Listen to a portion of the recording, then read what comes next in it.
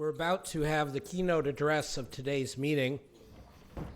We're very grateful to Norihiko Ishiguro, the Vice Minister of International Affairs at METI, for coming here to give this speech, and very grateful to our partners of the Sasakawa Peace Foundation, but also our good working relationship with JETRO in New York for making this speech possible. I think this, to have Wendy Cutler with our friends from Japan and the Institute in the previous panel, but now to go to the Vice Minister, gives us a very powerful view of what is on the agenda for revitalizing Japan.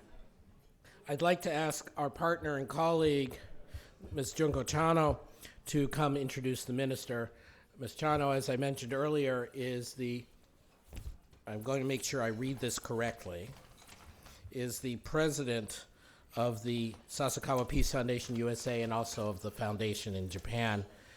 She previously worked with the Ford Foundation here in the U.S. She's been very active in U.S.-Japan relations, and we've been grateful to partner with her as she and the Sasakawa Peace Foundation expand their interests more in the economic direction where there's so much room for U.S.-Japan collaboration. So please.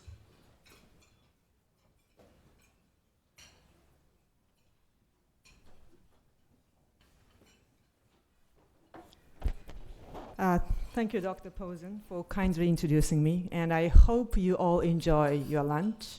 And I'm sure this conference has a lot to digest in terms of information, but also food as well. So I feel very much honored to come back to the Peterson Institute of International Economics, and I'd like to express my sincere gratitude to Dr. Posen, president of the Institute. I was here this February when Peterson Institute and Sasakawa Peace Foundation USA co-organized the first conference on Abenomics. And the discussion was more or less centered around the first and second arrows. And I understand today's conference is about the third arrow. So I might just introduce a kind of basic philosophy, if you will, of the Abenomics. When Mr. Abe presented his policy on the third arrow this June, I think he made it clear that he would like the Japanese to regain confidence that has been lost over the past 20 years of underperforming Japanese economy.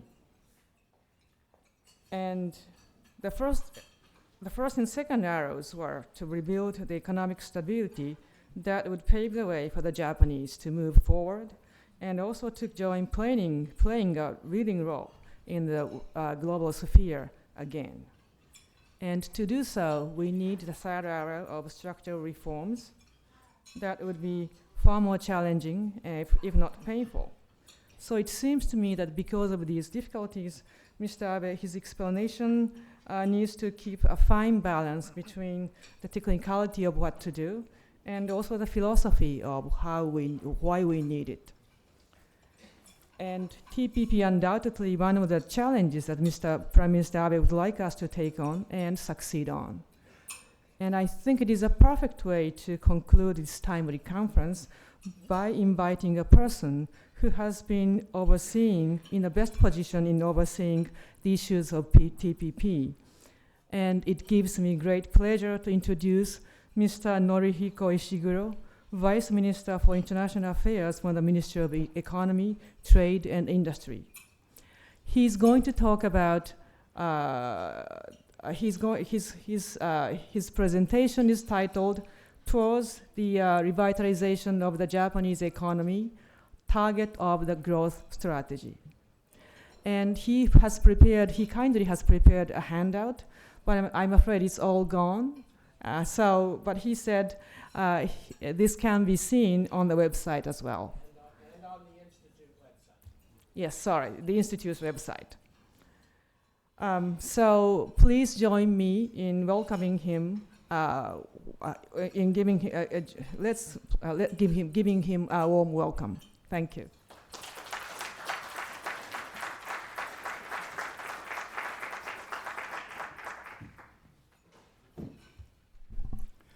Thank you very much. Kind introduction, Ms. Chano. I'm very honored to be here, make presentation And I appreciate Dr. Adam Posen and Peterson International Institute of Economics and Sasagawa Peace Foundation to give me this precious opportunity. So in July, my colleague Hirose talked here about the growth strategy. I'd like to share with you today the progress since then and growth strategy going forward. So first, let me explain the down spiral we are struggling with.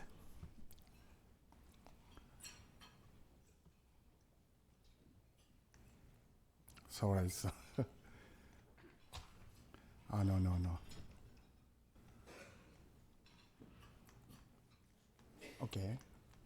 Okay.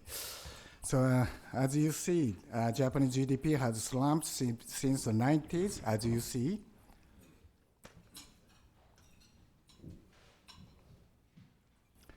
And this is a question of which came first, chicken or egg.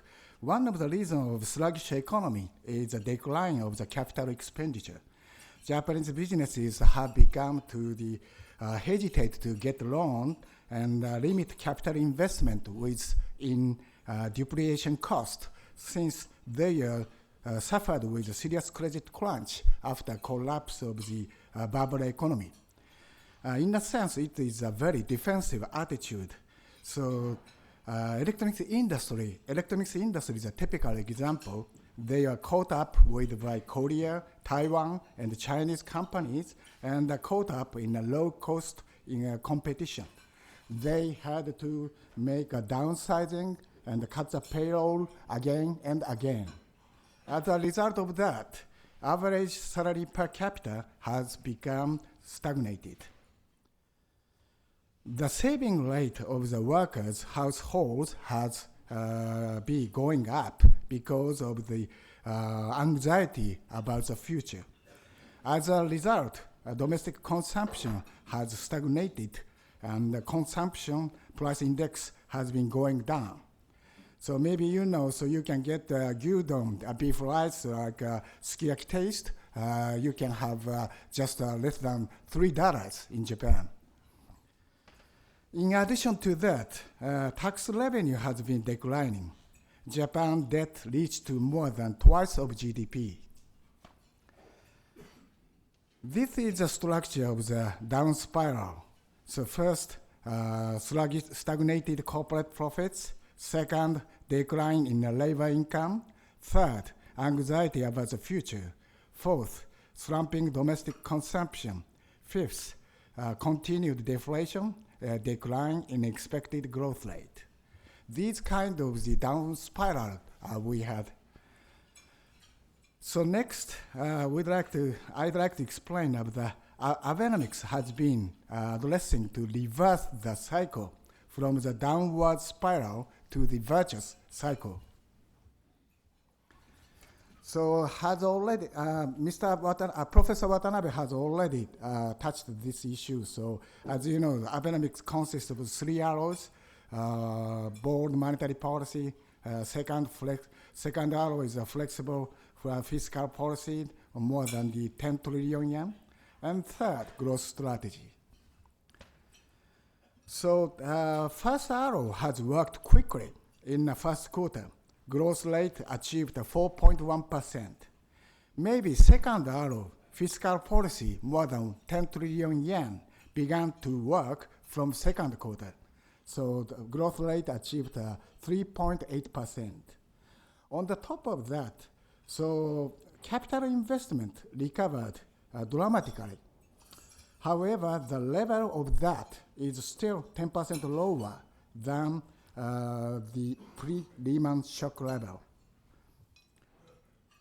Looking at the strengths of the economy, Prime Minister Abe made a decision to raise the consumption tax rate in next April and simultaneously execute economic policy package more than 5 trillion yen in order to absorb tentative shortage of the aggregate demand due to the rise of the consumption tax.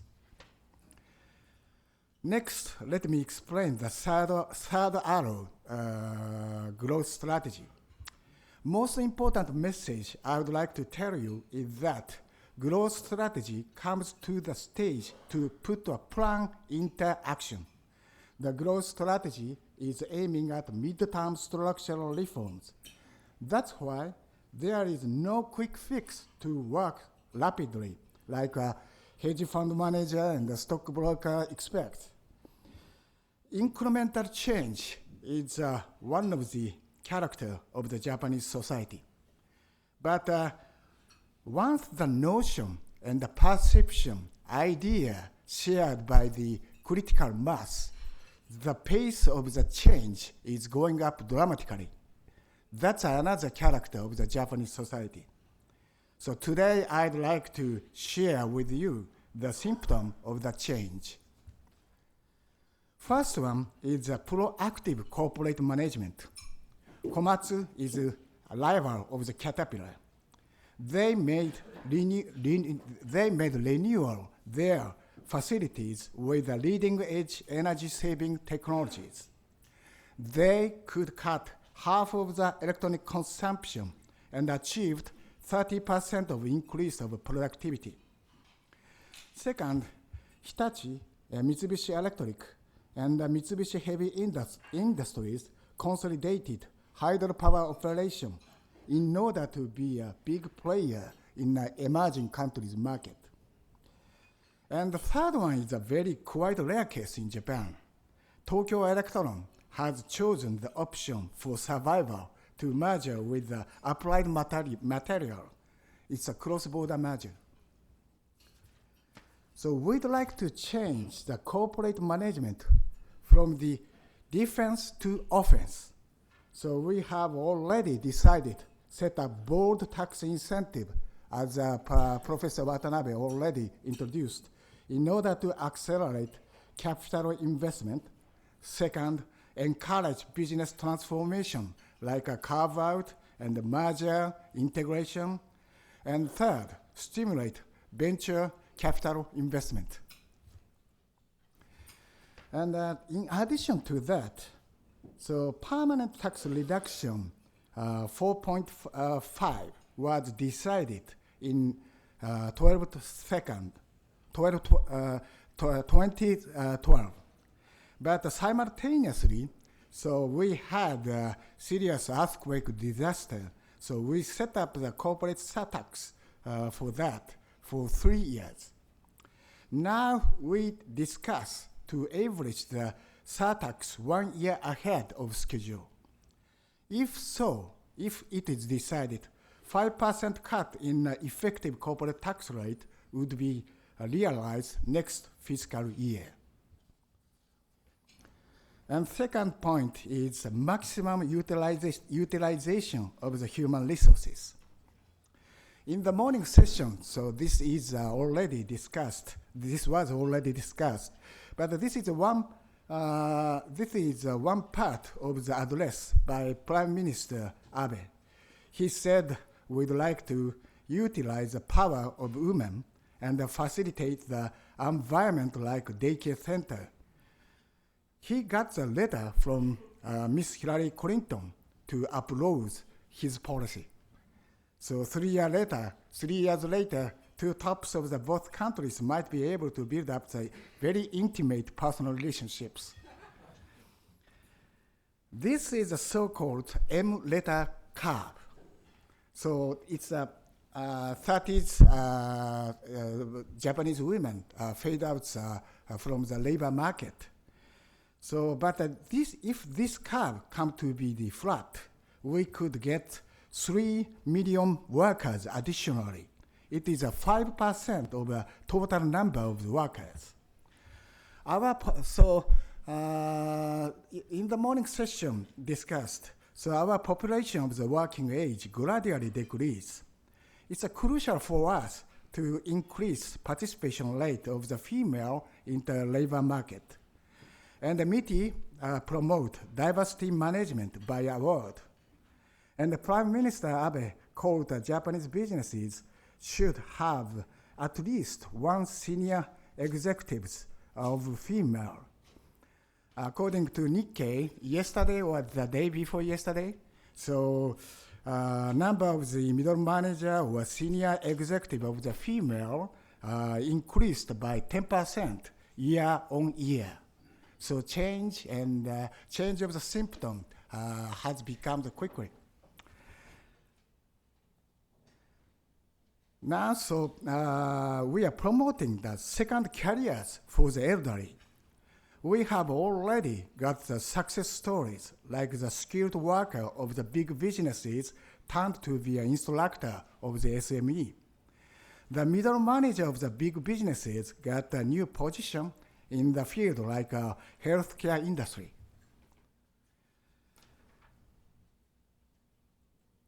So in order to accelerate these trends, a drastic reform of the Labor Management Support Fund is going on. Ministry of Labor is shifting allocation of the budget from the maintaining jobs to the retraining of the workers in order to enhance labor mobility. And as I said before, if raise the wage, increase of the disposable income never happened, the deflation will never stop.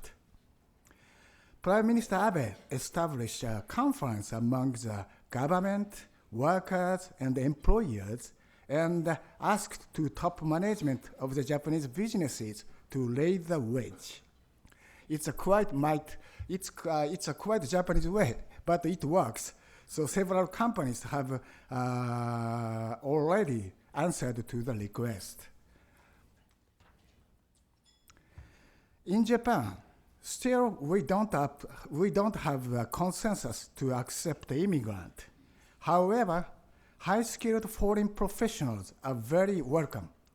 We made it easier to get permanent resident status for the skilled workers. The third point is the creation of the dynamism through the abolishing excessive regulations. Healthcare industry has a significant potential as a market because Japan is on the process to be aging society. Cutting-edge manufacturing technologies will be utilized more in medical equipment and nursing robot. And the new services with respect to the voice of the customer in minute detail has been started. In order to accelerate this trend, Ministry of the Healthcare has proposed new legislation in this session to make it easier to get approval for medical devices and services. Thanks to the change, rural party got majority, not only lower house, but also in upper house this year. Maybe this bill will be approved this month. Many new energy services have been born lately. In order to accelerate this trend, METI addressed drastic reform of electric system, including full liberalization of the retail market and separation of the transmission and the distribution sector, full liberalization of the retail tariffs. So last one, promotion, free trade, and economic partnership is a main pillar of the growth strategy. So most important is TPP. So it is indispensable for Japan to take in the growth of the Asian Pacific region. We'd like to step forward to reach a settlement this year. So by these measures, we'd like to build up the virtuous cycle.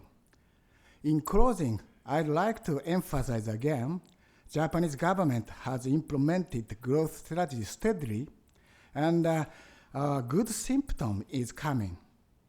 In addition to that, so fortunately, we got the fourth arrow. So that is Tokyo was selected to be host city 2020 Olympic Games. This lucky has already positive influence on the consumer mind and the business mind. The third arrow, the growth strategy, will be flying at least 6 years in tandem with fourth arrow. Yeah, thank you very much for your attention. And now, so I take your question and feedback. Thank you very much.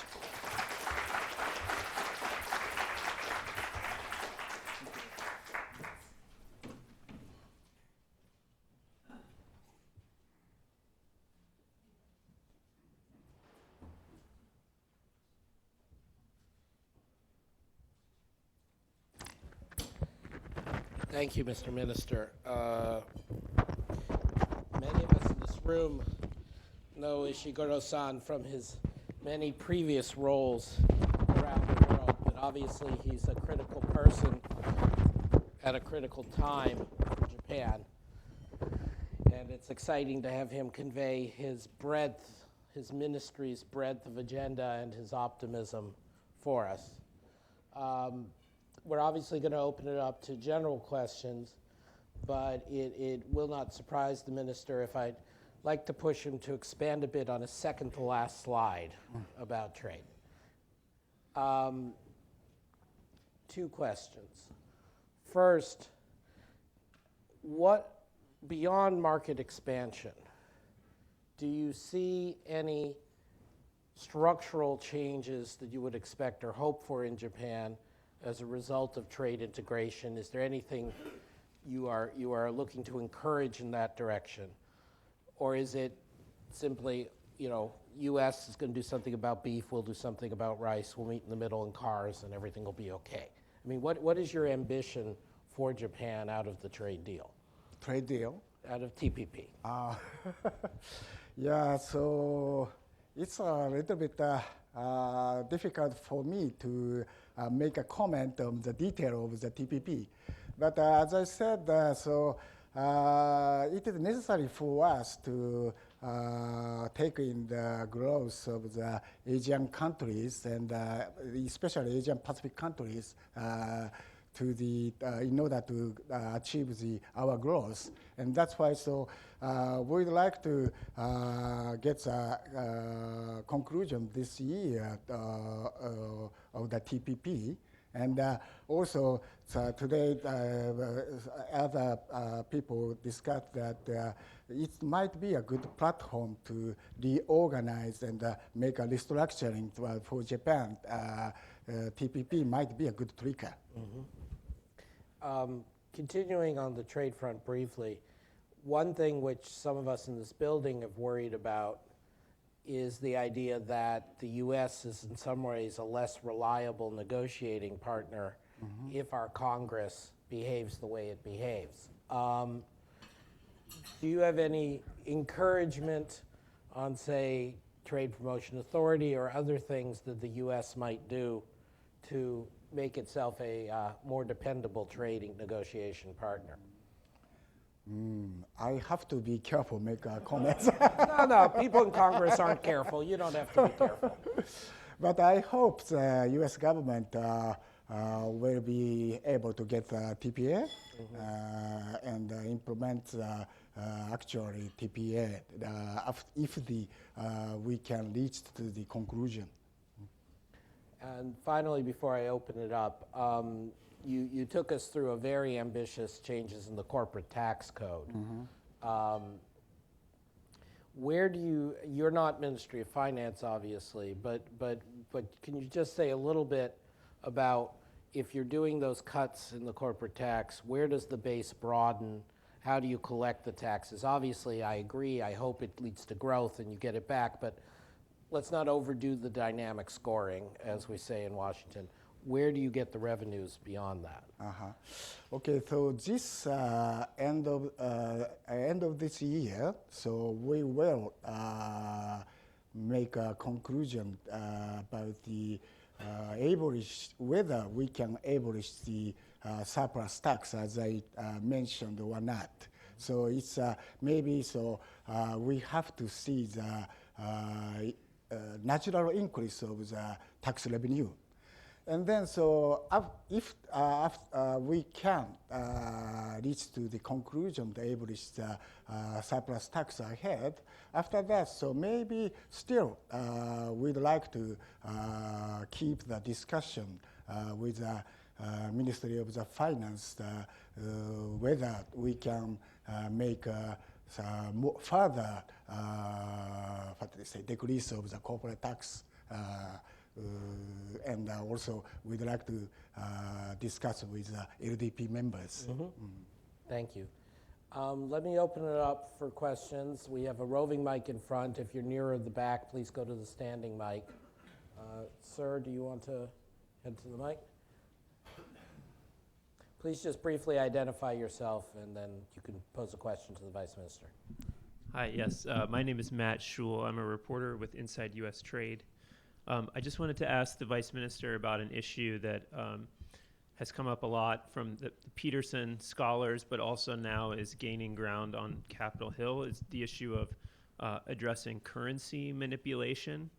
And more than half of the Senate and the House have pressed for rules in TPP that would address currency manipulation. So I just wanted to ask you, what is your view or Japan's view of it's obviously not clear if the U.S. government will raise that issue in TPP yet, but if it did, how would that impact the TPP talks from your perspective, and what's Japan's view on including currency rules in the TPP? Thank you. Yeah, so it's I have to be careful about the comment on that. So, yeah, first of all, it's official comment. It's a matter that U.S. government cope with that argument. I don't touch it more deeply, but in general, it seems to me that some people argue that current level of the Japanese yen might be lower than your expectation or something.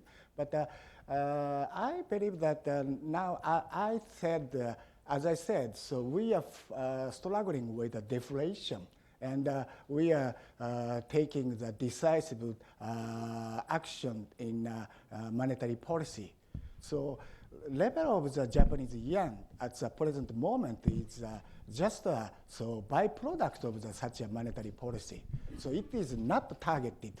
So please understand this mechanism. I think I just want to remind people, we had another discussion of this issue a few months back, and Minister Doi from the Japanese embassy read out a statement from Ben Bernanke on this topic. And I think a number of the people in this building, I won't speak for Fred, although I do think this is fair to Fred, and Joe Gagnon, have been arguing that, yes, the U.S. may want, and the U.S. Congress may want such a measure in TPA, and then eventually in the agreements, but that it would have to be tightly defined in terms of actual actions, actual interventions in the market, actual purchases by the official sector, by the central bank, and not in terms of distance from some sort of idealized target level of the exchange rate, but with reference to our country's running a persistent surplus. And if it's on that measurable basis, then both the Bank of Japan and the Federal Reserve are spared, I would argue legitimately. But it would present perhaps an issue for some other countries that are not yet in TPP negotiations, but are of importance in Asia. And let me add more comments. So one of the, first of all, I would like to say, so level of the currency rate is decided by the market. And also we have another factor.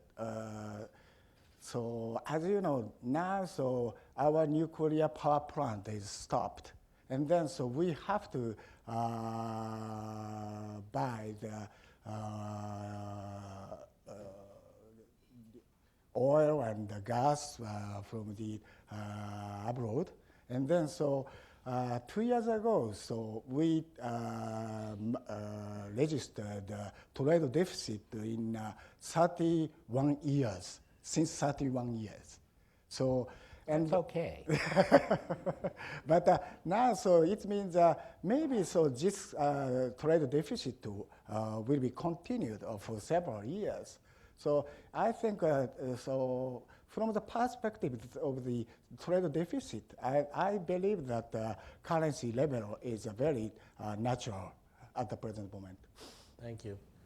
At the mic. Ernie Prieg of Manufacturers Alliance. And my question is not about exchange rate manipulation, but related follow-on about trade and exports and how that fits into your growth strategy. And in fact, is in your third arrow, is there a degree of export-led growth? Because I can say last year, 2012, your exports, dominant manufacturing, went down 2%. But earlier, the IMF person said the first half of this year, it's up 7%, twice GDP growth. So there seems to be an element of a much higher growth in exports in your third arrow growth strategy. Could you explain a little bit and perhaps give us an idea of what you're projecting as your growth in exports this year and next year? Okay, so as I mentioned about the electronics industry, now so looking at the industry, so just the automobile industry can export to the other countries. But unfortunately, so Japanese electronic industry seem to be lost the competitive edge compared to the Korean company or Taiwan company. And so in that context, so one of the promising area for Japan to export is infrastructure area, like railroad system and South Asia system. And we have several social infrastructure system has some competitive edge compared to the other countries. So now maybe you recognize that Prime Minister Abe went to go abroad twice a month, and sometimes he accompanies economic missions. And that means that he tried to introduce a top executive to the top of the other government to encourage the import of the infrastructures. So now, so we are making efforts. One of the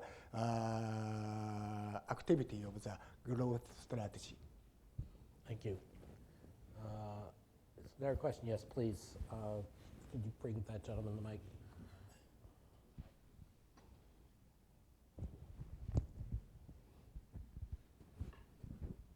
My name is Yoshihide Soya. I'm a professor of political science at Keio University, colleague of Professor Watanabe, but different campus. I'm not an economist, so please allow me to ask somewhat a bigger, more political question. There is an argument that Abenomics is kind of economic brinksmanship because we have crossed the Rubicons. And unless we succeed in these initiatives, the future would be catastrophic. And my first question is, would you agree to that argument? And if you do, what are those catastrophic scenarios? One is, of course, financial default. But are there some other scenarios prior to that, or somewhat different scenarios? And this is, in a way, a dreadful scenario because brinksmanship would work if threats are real. And so to the extent threats are real, I mean, it's a dreadful thing. As a Japanese citizen, I have that personal feeling. So we have no other option but to succeed in this, I think. And that could be a factor which would, unite all the Japanese toward a success, which is a must. I'm curious how Mr. Vice Minister would respond to that sort of argument. And if you do, what are some of those crises or threats which are real. Okay, thank you, Professor. Yes, so I believe that it might be a last chance for Japan to recover the steady growth this timing. And so we'd like to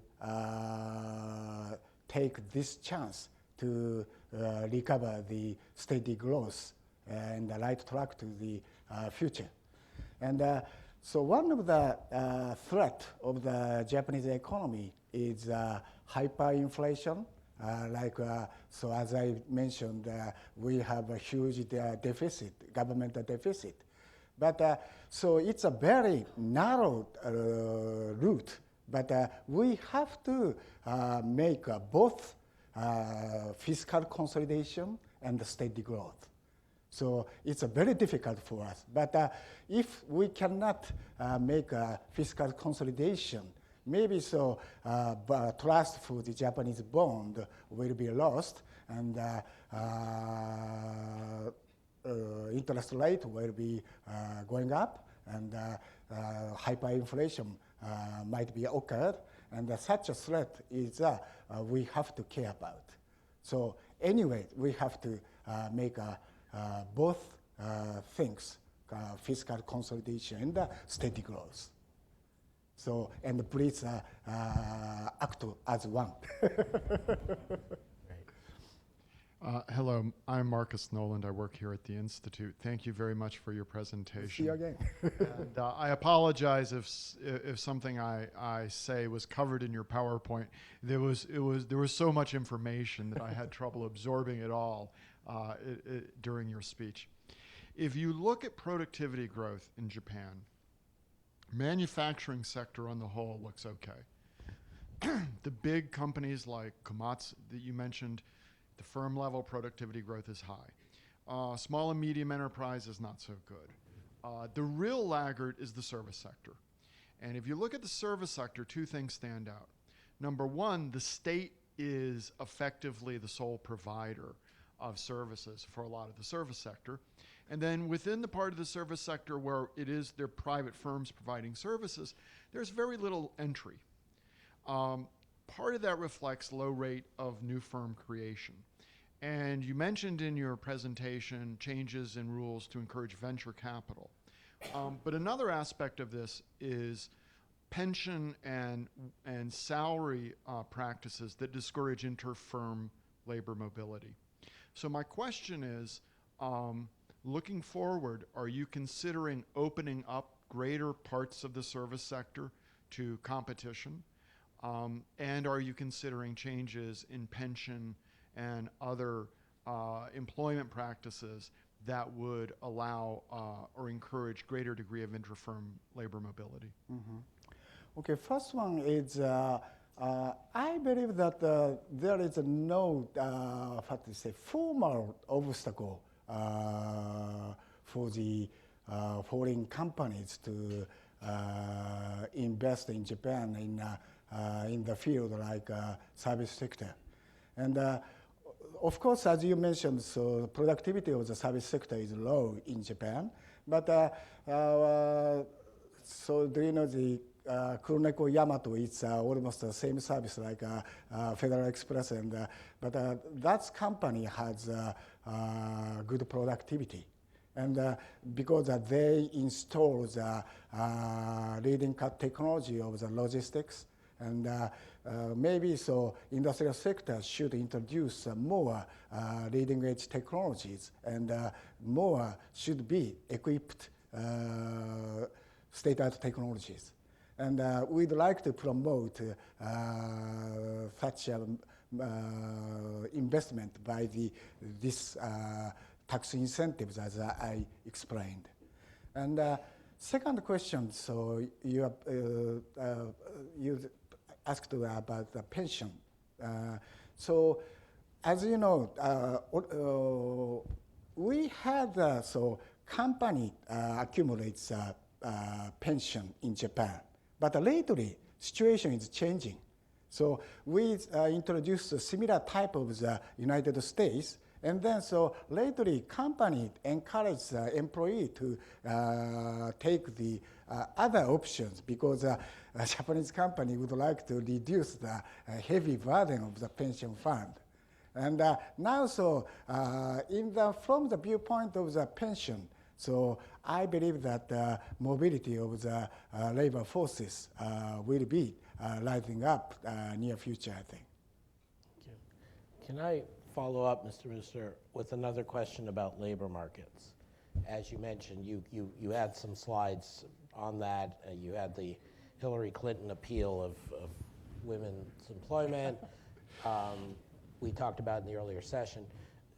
In terms of employment in general in Japan, one phenomenon over the last decade plus has been the rise of a significant share of the Japanese workforce that's flexible workers, as it were, that are part-time or not permanently hired by companies and so on.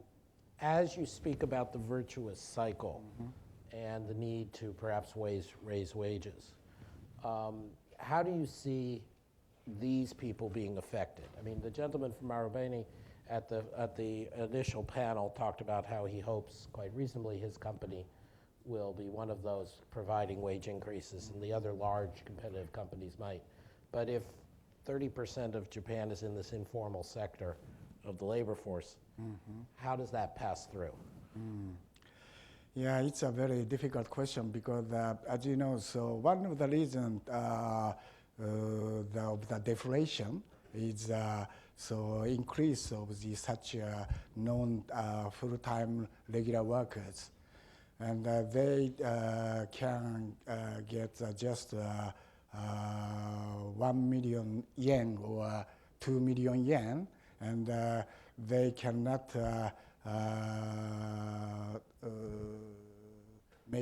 cannot find out a partner. Right. So that's why. So we'd like to decrease such unsecure job.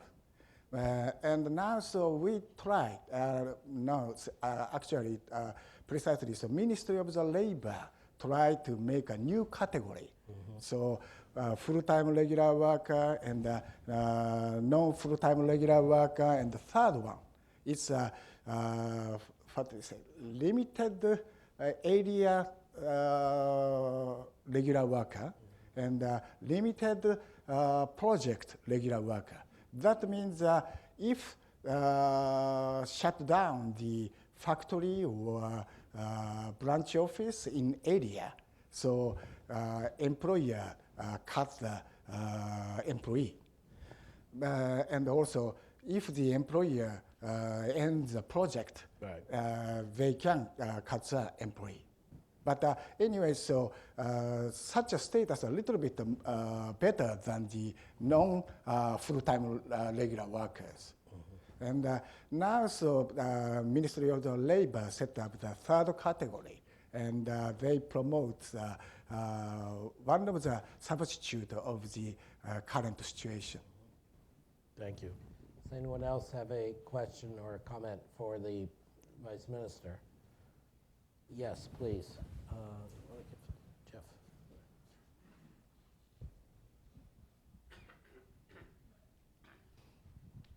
I'm Jeff Schott with the Peterson Institute. When you were talking about trade and contributing and propelling the reforms in Japan, you were focusing mostly on TPP and a short-term horizon for conclusion of that. There are other Japanese negotiations with important trading partners besides TPP, particularly with the European Union and the Trilateral Negotiations with China and Korea. They have a slightly longer horizon, and I wondered if you could give us an update on where you see those talks going and how they can contribute to the structural reforms as well. Yeah, thank you very much. Good question. So I omit that part. So it is important for us to make the FTA with the EU and CJK and other RCEP, and those all FTA is all FTA are very important for us. But it seems to me that TPP is a good trigger to make a progress in other FTA. So thanks to the participation to the TPP, so we feel that other negotiation also undertaking vigorously. So that means TPP is one of the triggers to promote other FTA. So it's a very good thing for us. And that's why so I said TPP is the most important. So if we can conclusion, we can find out the conclusion of TPP, maybe we can offer the more high standard offer to the other FTA, and also we can make a step forward in the other free trade negotiations, I think.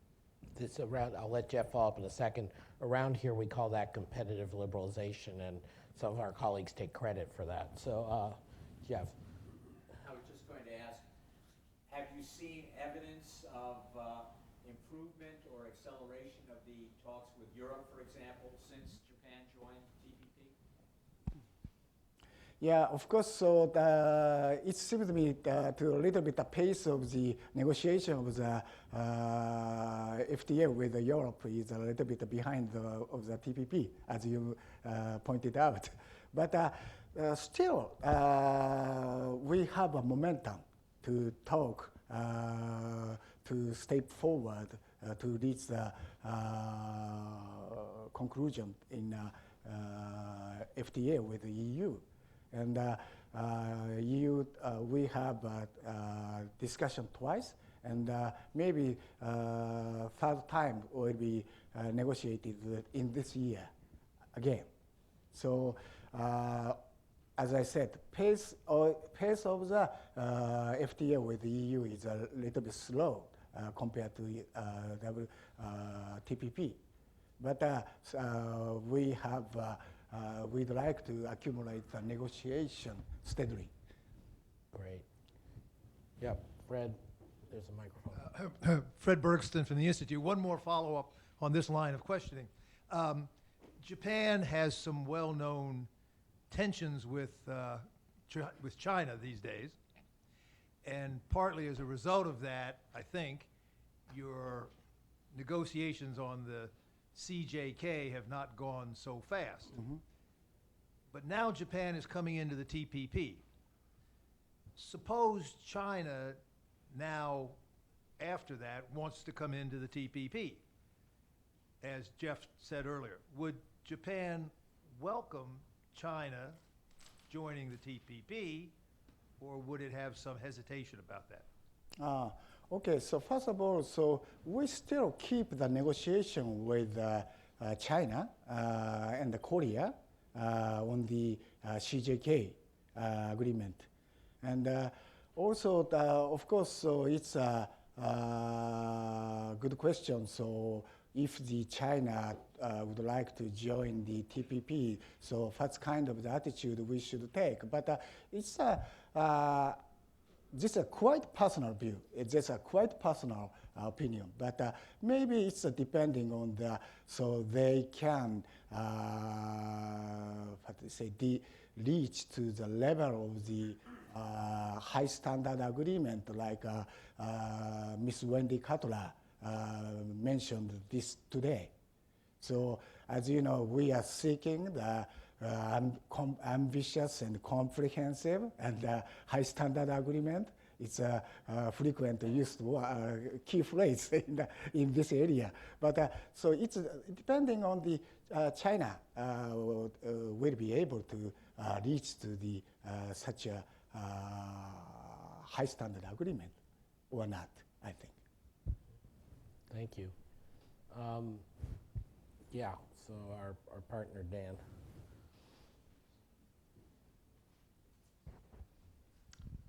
Dan Bob, Sasakawa Peace Foundation, USA. Watanabe-sensei touched very briefly on the special economic zones that are contemplated. I wonder if you can give a better sense of where things are, what can we expect, what will be covered in these special economic zones? Could you, again, The special... The special economic zones, could you give us a bit more sense of what will be covered and what impact they will have? So you mean a special package of 5 trillion yen? No, we mean the stuff Takanaka Heizo keeps talking about, the regions where there'll be I see. no Okay. deregulation. Yeah, so last week, I had the conclusion of the special zone. Yeah, so Professor Takenaka and other members discussed about how to make attractive special zone for foreign investment. And one of the conclusions is new legislation for the setting up the special zone. In special zone, so foreign lawyer and a foreign doctor make service in the special area. But other things are argued additionally. But I'm not sure whether other things input includes to the new legislation or not. So sorry, I don't have any detail of information, further information. But anyway, so such a special zone will be set up by new legislation that's in the next diet sessions. Very good. I think we have time, so please, another question. Thank you very much. It's good to see you, Minister Ishiguro, and to hear you today. I'm Doug Paul from the Carnegie Endowment across the street. I wanted to follow up a little bit on Mark Nolan's question about capital liberalization, investment liberalization in Japan. One of the real benefits of being in America is that most of Asian innovators are coming to us for venture capital, and we get first shot at a lot of ideas. And you've discussed the shortcomings of the electronics industry in recent years in Japan. It would seem to me that this is an area where you really want to expand. I wonder if you could tell me more about Japanese plans to improve the atmosphere for venture capital, to encourage risk-taking and benefits for that. So even before Lehman shock, our volume of the venture capital funds is 1/10 of the United States. And that means this is, again, so questions, egg and chicken. So we don't have many promising ventures and startups. And also, we don't have succeeded venture capital. And that's why so we had a vicious cycle, even Lehman shock, even before Lehman shock. And now, so it seems that it might be a good chance for the venture capital and the startups, because lately Japanese companies makes drastic reform for the future. So that means, as I introduced several examples, consolidation, and also sometimes we got the question and the consultation from the top of the Japanese businesses about carve-out. And in Japan, excellent and talented guy has a tendency to join to the big business at first. And then so middle manager class and after they join to the big company, so they feel sometimes they cannot play a big role in this company, and then so I'd like to spin out from the company. So such kind of the phenomena we'd like to promote. And so that's why so we set up the couple of years ago. So we don't have a private sector's venture capital. So we set up the governmental venture capital. It's so-called INC-J. And we'd like to promote such startups to provide equity money. Thank you. I think at the back, Mike, yeah. Ted Truman here at the Peterson Institute. I'd like to ask a question which is a bit, you touched on implicitly, and it has been very much part of this conference. Seems to me sort of sitting back and listening to it after my 40 years in the business. So part of all this Abenomics is about Japan's place in the world, right? And you were struck by some of the questions, you may have heard them earlier, about the shrinking share of Japan exports as a Japanese economy and the shrinking share of Japan's exports in the world economy. I was at a conference recently in which it was asserted that Germany's share of world economy, share of exports is unchanged. Well, when Japan's used to be the same and now it's half that share. On the one hand, right, so you have this phenomenon and one has the feeling that that's part of what's going on with Abenomics. And then the other curious aspect of Japan in today's world, anyhow, is several of your colleagues have referred to Gaiatsu, okay? So, which is in some sense the opposite. In some sense, the world is pressing on Japan, and the need to, and that plays a positive role. Where in every other part of the world, if I may put it that way today, if someone presses on you from outside to do something, right, you don't do it. So I wonder whether this is maybe sort of 30,000-foot question, if not 50,000-foot question. I wonder whether you could talk about those two issues, right? Japan's sense of its place in the world on the one hand, and why Gaiatsu seems to be something that works in Japan, if I may put it that way, but it certainly doesn't work on the United States, or Germany, or China, or any other major power. Thank you. It's very difficult to answer, but okay, so this is quite personal experience. So if internally Japan would like to change something, so Gaiatsu might be a good trigger. But if internally we don't want to be changed, Gaiatsu is not just what do they say, disturbance on the noise. Annoyance. This is my personal experience.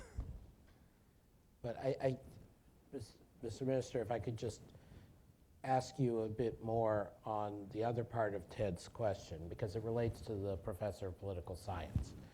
Some observers of Abenomics, I among them, have suggested that it's not the economic calamity that motivates Abenomics, or occasionally that gets trotted out, but the calamity that is feared is in Asia, where US is not paying attention to Japan, China is the lead in the world.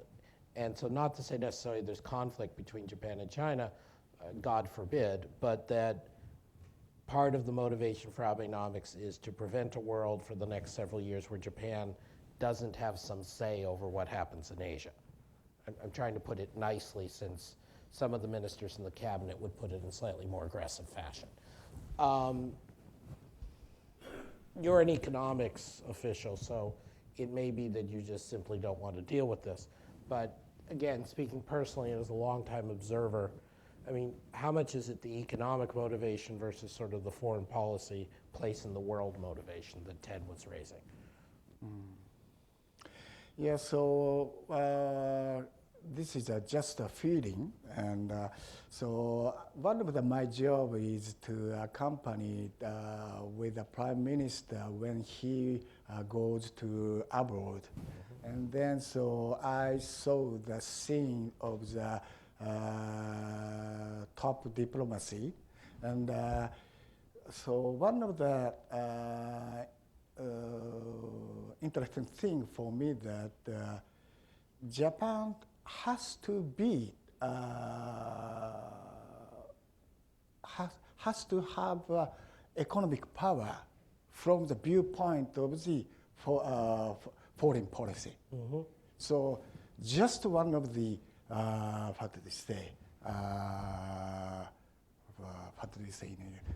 The power and yeah. So if we'd like to be expected by the foreign countries, we have to have a strong economic power. So I believe that. Thank you. Anyone else? All right. Well, let us, those of us who are not in the power business but in the economics business, certainly wish the Vice Minister and his colleagues in government success in transforming Japan and making the transition from macro to structural reform and giving Japan the best economy it can. I think we all, certainly in this building, and I hope in Washington, believe that that's in all of our interests. So thank you very much. Thank you very much. Thank you. Thank you very much. I would turn to our colleague Chano-san if she wants to give a formal farewell, but maybe not.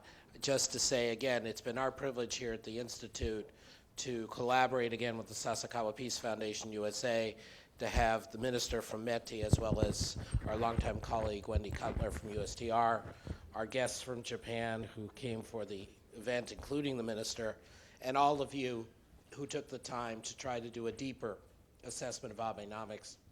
Thank you for helping us with this program, and thank you for your participation today. This meeting's adjourned.